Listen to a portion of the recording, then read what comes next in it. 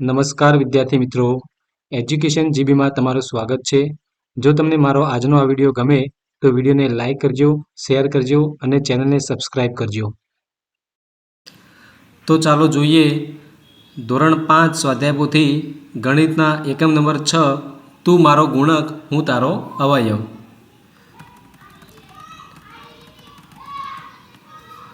સૂચના મુજબ કરો. મોન્ટુ અને પિંકી શૂન્ય ઉપર ઊભા છે. મોન્ટુ દર બીજા ખાનામાં ખોટાની નિશાની કરે છે અને પિંકી દર ત્રીજા ખાનામાં ખરાની નિશાની કરે છે. તો આપેલ આકૃતિ પરથી નીચેના પ્રશ્નોના જવાબ આપો. તો મિત્રો આપણે અહીં દર બીજા ખાનામાં ખોટાની નિશાની અને દર ત્રીજા ખાનામાં આપણે ખરાની નિશાની અહીં આપણે કરેલી છે. તો હવે જોઈએ કે આપેલા પ્રશ્નોના જવાબ. પ્રશ્ન 1 છે, કેટલા ખાનામાં ખોટાની નિશાની થશે? તો 25. અહીંયા 25 ખાનામાં ખોટાની નિશાની થાય છે. પ્રશ્ન 2, કેટલા ખાનામાં ખરાની નિશાની થશે? તો 16. આ આકૃતિમાં 16 ખાનામાં ખરાની નિશાની થાય છે. પ્રશ્ન 3, કયા ખાનામાં ખોટા અને ખરા એમ બંને નિશાની થશે? તો તમે અહીંયા જોઈ શકો છો કે 6, પછી 12, 18, 24, 30, 36, 42, 48 એમ આ બધા ખાના પર અહીં બંને નિશાની આવે છે. આવી સંખ્યાઓને શું કહેવાય? તો આવી સંખ્યાઓને સામાન્ય ગુણક કહેવાય. પ્રશ્ન 2, આપેલ બોક્સમાં 3ના ગુણક હોય તેવા ખાનામાં પીળો રંગ, 4ના ગુણક હોય તે ખાનામાં લાલ રંગ અને 5ના ગુણક હોય તે ખાનામાં લીલો રંગ પૂરો. તો અહીં આપણે 3ના ખાનામાં પીળા રંગ, 4ના ગુણક હોય એમાં લાલ રંગ અને 5ના ગુણક હોય તેમાં લીલા રંગ આપણે અહીંયા પૂરેલા છે. હવે જોઈએ કે કેટલા ખાનામાં પીળો અને લાલ બંને રંગ થશે? તો અહીંયા જે ખાનામાં પીળો અને લાલ બંને રંગ આવતા હોય એ સંખ્યાઓ અહીંયા લખવાની છે, જેમ કે 12, 24, 36, 48 અને 60. કેટલા ખાનામાં લાલ અને લીલો બંને રંગ થશે? તો અહીં 20, 40 અને 60 એક ખાનામાં લાલ અને લીલો એમ બંને રંગ થશે. નીચે આપેલું છે કે કેટલા ખાનામાં પીળો, લીલો અને લાલ એમ ત્રણેય રંગ થશે?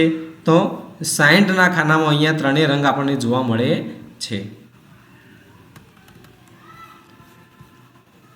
1 થી 40 સુધીની સંખ્યાઓમાંથી 5 અને 7ના ગુણક હોય તેવી સંખ્યાઓ આપેલ વર્તુળમાં લખો. તો અહીંયા જે વર્તુળ આપ્યું છે એમાં 5 અને 7ના અવયવીઓ લખવાના છે, એના ગુણક લખવાના છે. કઈ સંખ્યાઓ 5ના વર્તુળમાં લખશો? તો જે અહીંયા 5ના અવયવી આવતા હશે એ આપણે અહીંયા 5ના વર્તુળમાં લખશું અને 7ના અવયવી આવતા હશે એ 7ના આપણે વર્તુળમાં લખશું અને બંનેમાં જે કોમન આવતો હોય એ આપણે અહીંયા બંનેના કોમન ખાનામાં અહીંયા લખીશું. શું બંનેમાં કોઈ સંખ્યા સમાન છે? કઈ? તો હા, બંનેમાં અહીંયા 35 સંખ્યા એ સમાન છે. બંનેમાં આવતી હોય તેવી સંખ્યાને તમે ક્યાં લખશો? તો બંનેમાં આવતી હોય એવી સંખ્યા આપણે બંને વર્તુળના સામાન્ય જે ભાગ છે અહીંયા એમાં લખીશું. પ્રશ્ન 3, આપેલ ઓરડામાં લાદીઓ લગાડવાની છે. દુકાનમાં 2 સેમી બાય 2 સેમી, 3 સેમી બાય 3 સેમી, 4 સેમી બાય 4 સેમી અને 5 સેમી બાય 5 સેમીની લાદી છે. આ ઓરડામાં એક પણ લાદી કાપવી ન પડે તે રીતે લગાડવાની છે. તમે કયા કયા માપની લાદીઓ પસંદ કરશો? તો અહીંયા લંબાઈ છે 12 સેન્ટીમીટરની છે અને પહોળાઈ છે 8 સેન્ટીમીટરની છે. તો અહીંયા આપણે જોઈએ કે 2 બાય 2 અને 4 બાય 4ની લાદીઓ અહીંયા પસંદ કરવી પડે. કઈ લાદીઓ ઓછી સંખ્યામાં જોઈશે અને કેટલી? તો 4 બાય 4ની લાદીઓ છે એ આપણે લગાડીએ તો અહીંયા 6 લાદીઓ જોઈએ. કઈ લાદીઓ વધારે સંખ્યામાં જોઈશે અને કેટલી? તો 2 બાય 2ની લાદીઓ આપણે લગાડીએ તો અહીંયા 24 લાદીઓ આપણે જોઈશે. એક સિગ્નલ પર લાલ લાઇટ દર 30 સેકન્ડે, પીળી લાઇટ દર 5 સેકન્ડે અને લીલી લાઇટ દર 6 સેકન્ડે ઝબકે છે. તો ત્રણેય લાઇટ પ્રથમ વખત એકસાથે ક્યારે ઝબકશે? તો 2, 5 અને 6ના સામાન્ય અવયવ લેતા ત્રણેય લાઇટ 30 સેકન્ડે ઝબકશે. નીચે આપેલી સંખ્યાઓના અવયવ લખો. તો 1ના અવયવ 1, 3ના 1, 3, 12ના 1, 2, 3, 4, 6 અને 12, 14ના 1, 2, 7 અને 14, 24ના 1, 2, 3, 4, 6, 8, 12 અને 24, 28ના 1, 2, 4, 7, 14 અને 28, 36ના 1, 2, 3, 4, 6, 12, 18 અને 36, 42ના 1, 2, 3, 6, 7, 14, 21 અને 42. ટીના પાસે 24 ચોકલેટ છે. તે તેના મિત્રોને સરખે ભાગે ચોકલેટ વહેંચવા માગે છે. ટીનાના કેટલા મિત્રો હોય તો તેમને આ ચોકલેટ સરખા ભાગે વહેંચી શકાય? તો અહીંયા 24ના જે અવયવો હોય જેમને 24 વડે નિશેષ ભાગી શકાતા હોય તો એટલા મિત્રોને આ ચોકલેટ અહીંયા સરખા ભાગે વહેંચી શકાય. 25મું છે કે 32નું અવયવ વૃક્ષ શક્ય હોય તેટલી રીતે બનાવો. તો અહીં આપણે 2 રીતે આપણે 32નું અવયવ વૃક્ષ બનાવેલું છે. 26મો, આપેલ વર્તુળમાં 10 અને 12ના અવયવો લખો. બંનેના કયા અવયવો સમાન છે? તો અહીંયા 10ના અવયવો અને 12ના અવયવો લખ્યા છે અને જે બંનેમાં સમાન ભાગ આવે છે ત્યાં આપણે સમાન અવયવો લખેલા છે. આપેલ વર્તુળમાં 8, 16 અને 24ના અવયવો લખો અને નીચેના પ્રશ્નોના જવાબ આપો. તો અહીંયા આપણે 8, 16 અને 24ના અવયવો લખ્યા છે.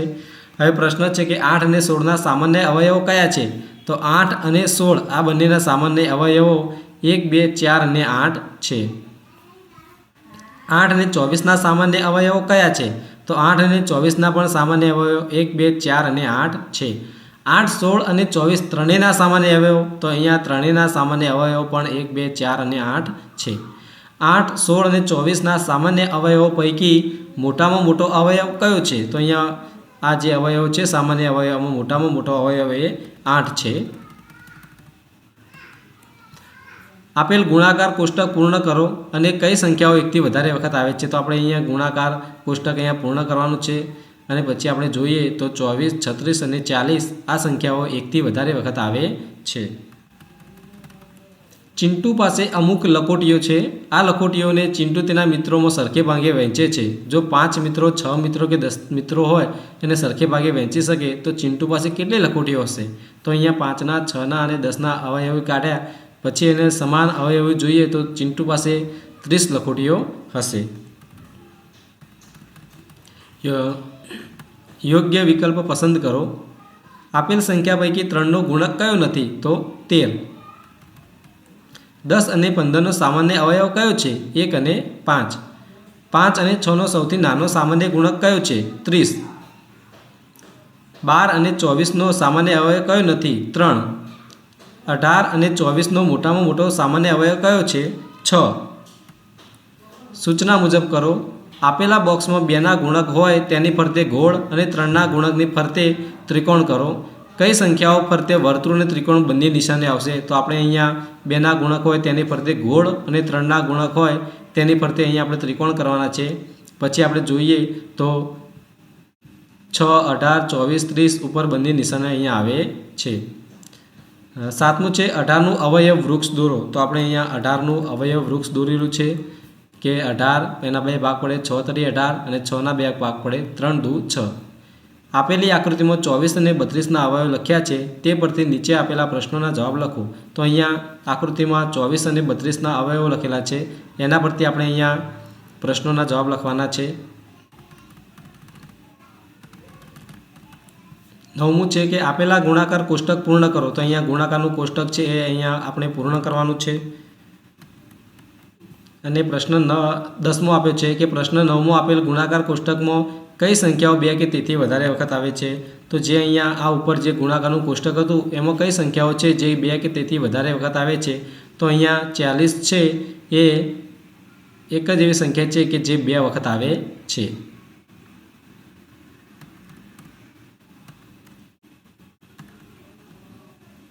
જો મિત્રો તમને આ વિડીયો ગમ્યો હોય તો વિડીયોને લાઈક કરજો, શેર કરજો અને ચેનલને સબસ્ક્રાઈબ કરજો.